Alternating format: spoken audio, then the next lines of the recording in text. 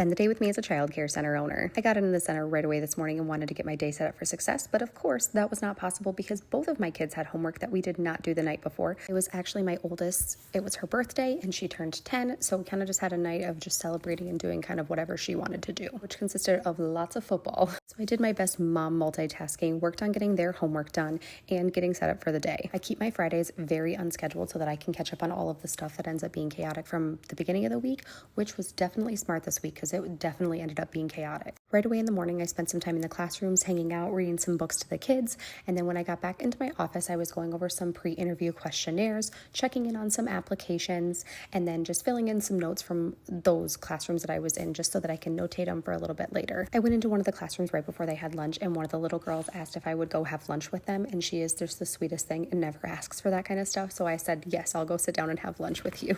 The kids kept asking if they could have my crackers, but I told them that I wasn't able to give them my crackers for lunch because then I wouldn't have a lunch. Helped put some kids down for nap and started working on some miscellaneous projects. One of the things that I wanted to do is we had got these little luggage tags for our after school kids.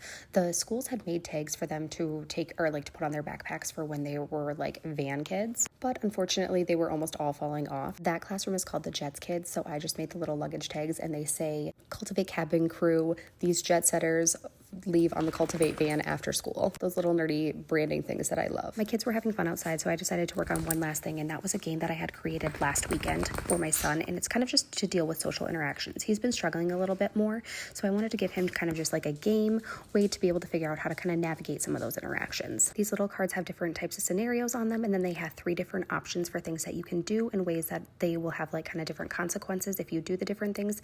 Then they explain why each consequence would be good or why it would be bad. I told him I made him a game and he informed me that it was definitely not going to help, but we're still going to try it. And then I headed home for the night.